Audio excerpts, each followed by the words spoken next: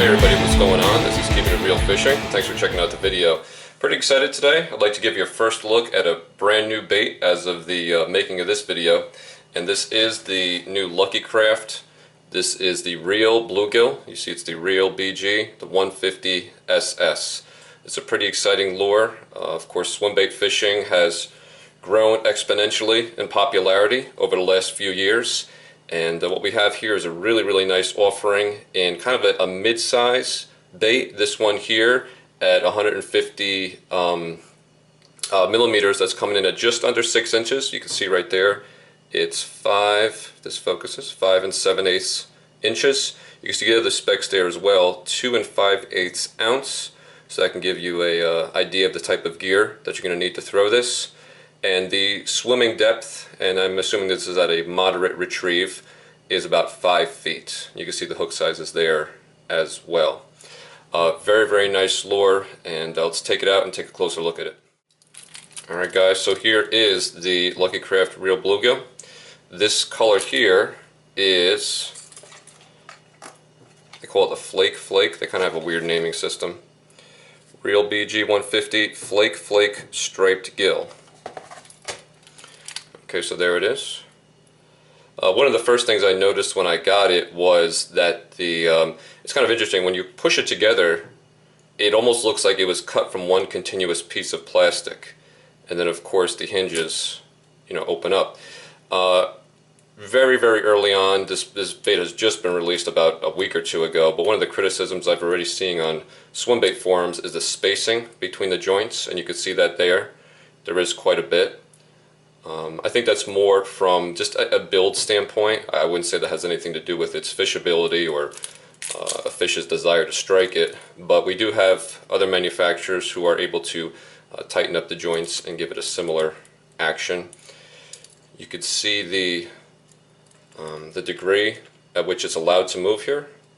Right, so this is going to give you an S swimming action, and we're going to bring it to the water right after we look at it here on the tabletop. We have a lot of flake in this color here, and I'm not sure how my lighting is going to show it, but even as I turn it, you could see the hues of the colors vary depending on how the light's hitting them.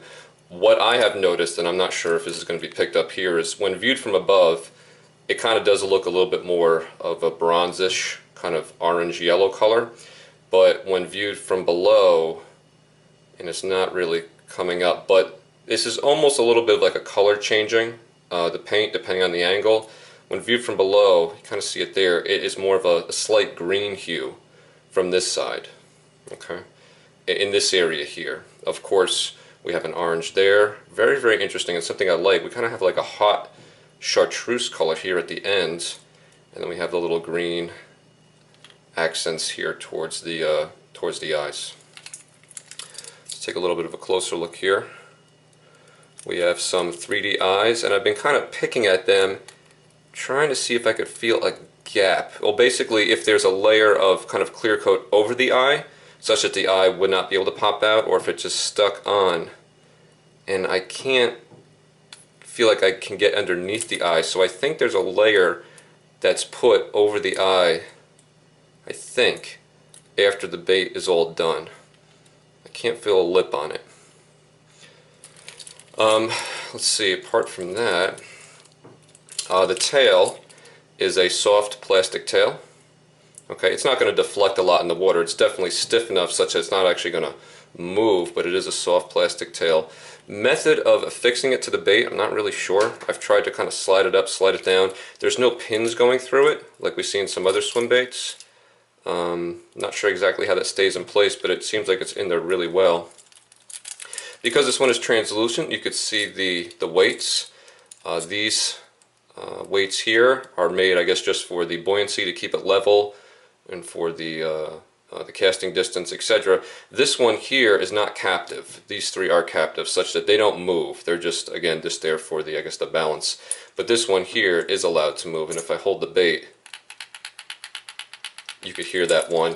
And based on its position on the bait in this middle section, as the lure swims, that one is going to be thrown side to side. So not only are you going to have the click and clack of the hardware, you're also going to have the knock of this one large weight, going through the water. Let's take a couple looks at it from above, below. And getting back to that hot chartreuse, one of the things I like is, again, this is a mid-runner. It's saying that it's going to run at about 5 feet, and again, I assume that to be on a kind of a medium retrieve. But if viewed from below, if the fish is in deeper water, this bright spot at the very end of the bait is going to have the most motion, and it's going to be the brightest color, and that to me is very reminiscent of you know, worms that have the very tip of the tail in another color, or some people like to dip them in a popular dip is JJ's Magic to give them a different color. And what that's all about is putting it at the part of the lure which is going to have the most action, and that bright contrast in color is going to be moving around a lot, and it stands to reason that that can get the attention of the fish. So it's a nice little feature there that they have that hot chartreuse at the end. So here it is from the bottom. Of course, we've seen it from the sides. Get that hook out of there. From the front. And from the rear.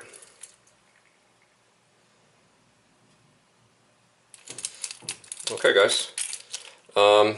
This lure right here is offered in, Tackle Warehouse has it in 3 other colors. There are a few other places out there that sell it. I would encourage you to look around. It is selling extremely well. It came to Tackle Warehouse. It was sold out in, I think, just over 24 hours. Again, this is a new release from Lucky Craft. One thing I'd like to mention also is that this lure is made in Japan. I'd like to reference the hooks here. The hooks are not sticky sharp. That is one caveat I have. You might want to swap these out. While I'm sure they're adequate, they just don't have that very super sharpness. I can kind of rub my finger over them, and you know, it doesn't really dig in immediately. So they're not the sharpest hooks in the world. But let's talk about what I think is the most exciting part of this bait now that you've seen it, and that's kind of actually the pricing and where it falls in the bluegill, the hard bait bluegill swim bait market. Alright, so actually the thing that excited me most about this lure is the price point, interestingly enough. Swim baits, like I was saying in the beginning of the video, guys, this is a rapidly growing market. While it's been around for a long time, I think since like the mid or even early 90s out in the West Coast, it's really gaining steam, I'd say, in the past 4 or 5 years, where some of your large manufacturers, your big name brands are dipping their feet into the swim bait market. They think that there's enough people out there that are willing to get rigs for these types of things. And so we're seeing more availability and more versatility in the number of offerings that are available to us. The bluegill is probably one of the most common forage fish across the United States. But if you're into swim baits and you want to get a hard bluegill, there are some options out there, but you're usually going to pay for them. They come from smaller manufacturers. These are usually cottage industry businesses, such that it's maybe a person or 2 people, and this is usually just coming out of the person's home or garage, and they make them by hand. That's kind of a cool thing. You get low production, high quality lures, and they're really kind of, you know, made by the angler for the angler. So we're seeing a little bit of a difference here. This is a mass-produced lure, but the benefit to that is, as I was saying, the pricing. This is quite a substantial lure. Again, it's almost 6 inches long. This lure here is $19.99. And it's fascinating because Lucky Craft is known as a kind of a premium bait manufacturer. Like here's a little Lucky Craft, I forget this one, it's a thin RTO, or I forget exactly what this is, but most Lucky Craft cranks are about $15 to $16. That's just the going rate. It is a premium priced lure. Here is one of the things they're really most known for. It's a Lucky Craft pointer. This one dives a little bit deeper. Again, you're looking at a bait about $15, $16 depending on where you get it from. So it's very, very interesting because physically just you have a whole lot more material. You have this kind of, as compared to the other baits, you have this ginormous multi-hinged lure, you know, and it only costs $19.99. And in the swim bait market, those of you guys who are familiar with it and you've been buying swim baits for a while, you know that a quality swim bait for $19.99 is something that you don't really come across too often. I think Savage Gear kind of broke the mold last year with their soft series, the line through 3D trout that really hit a new price point. Those are about $18. But in terms of a hard lure and a quality bluegill fit and finish and shape and everything, this is really, really an exciting lure coming in at $19.99. So guys, and you know, hence the reason why it's sold out so fast.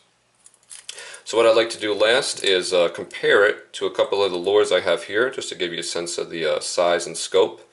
And then I'll take it out in the water and we're going to get a quick look at how this guy swims. Okay guys, the first one I'd like to compare it against is actually, I think, the one that really it's a direct competitor to.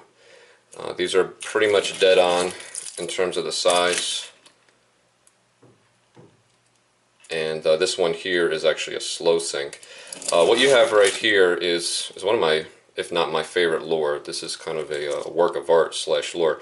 This is a Matt Lure's hardgill. This is a finish called Jacked Up. It's made to look like an injured bluegill.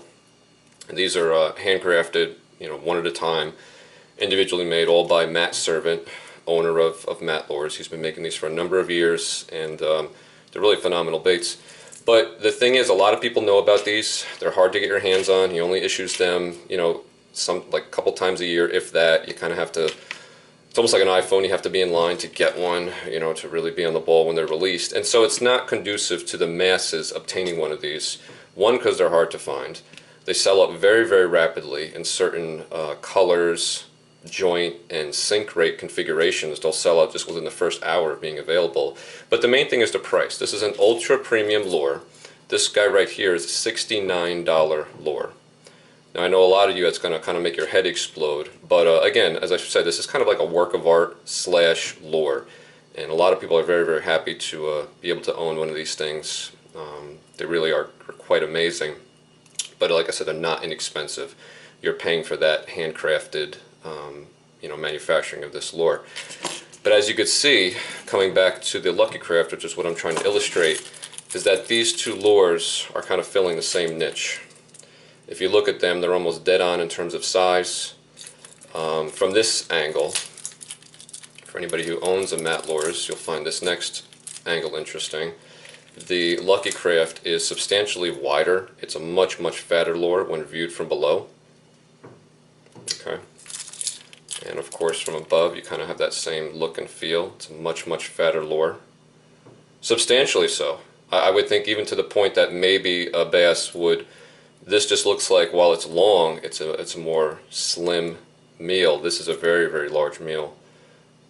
I guess a fish could potentially see that as almost twice as much food it's going to ingest, even though the length's the same. It's just a much, much fatter lure. And that could be a good thing if you're targeting those big fish. You know, medium in terms of length, but very, very fat. Right, so I just want to compare it against what I think is really its direct competitor. And while they're hard to find, it's you know, it's really spot on for the Matt Lures hardgill. Let me show you it against a couple of other lures here to give you a sense of the size. Here it is next to a 7-inch MS Slammer. And this illustrates another point, is while the MS Slammer is called a 7-inch bait, and the last kind of inch and a half is really just tail. But one of the things to always note, guys, when you're talking about the size of a lure is don't just get caught up in the length of it. The overall profile, you know, how tall it is and then how fat it is, you know, we were just looking at that fatness, is really what the fish, they're taking in the whole thing. They're not, you know, they're not looking at a spec sheet, you know, saying, oh, it's a 6-inch lure or a 7-inch lure. They're looking at this thing, of course, as a whole in the water. So the MS Slammer, while it's a 7-inch bait, at least this one, they also make them in larger sizes. In the water, I would say that this, you know, by all accounts, is the larger meal that the bass is going to perceive. Here they are from the bottom. And I guess from the bottom, the MS Slammer does show a larger profile. And that all comes, you know, into variable things. You don't know. Is the fish in any given cast, is it going to be below it? Is it going to be viewing this lure from below? Or is it going to be maybe 10 feet to the side and seeing it swim like that? All right, so you don't quite know how it's all going to work out, but I just want to show you the profile. Okay, so there's a 7-inch MS Slammer. Here's a 168 millimeter. This is a Sebile Magic Swimmer. Again, this illustrates the point. Significantly larger. I think this is categorized at a 6 7/8 inch bait. I forget what 170 or 165 millimeter. So it's 15 millimeters longer. Not terribly longer, but you know, again, totally different profile. Much more slender. And looking at them from the bottom, you know, again, the bluegill much fatter, even though it's shorter. Okay, I have two others here, guys. Just trying to show you a few in case you have one of these, give you the best sense possible of how big it is. So here's another this is one of my favorite bluegills. Now, this one's kind of fixed. The Lucky Craft, as I understand, is going to be offered in different configurations. I've seen videos, I know a floater exists. This is, I believe, the slow sink. They call it the SS. On the packaging it actually says super sink. I don't know how to translate that, but when I also read that 5-foot running depth, I'm assuming that that's a slow sink. And I've read on some various forums and looking on Japanese sites translating them that this is going to be made in various sink configurations, but the early ones that are available now are in this SS sink configuration, which again I think is a slow sink. This is the Black Dog Baits Shellcracker G2. This happens to be in the, I believe, the red ear finish, and wonderful bait, one of my favorite small bluegill swim baits. But this is, you know, this is going to be a floater and this is going to be a wake bait, whereas you're covering a different part of the water column with this guy here. But just in terms of size, I think this is a really, really dynamic 1-2 punch. This guy right here is a $20 lure, he's $19.99. This is a $20 lure, $19.99. And you're just covering some awesome bases here. You have a kind of a middle of the water column, or I guess it all depends on the depth you're fishing, but a 5-foot runner, a top water to about, you know, 2 to 3 feet, depending on if you really crank it down. And you have a small profile and a larger profile.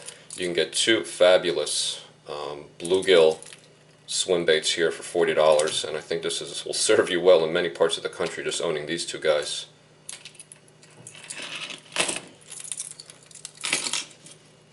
Okay, so there it is next to that.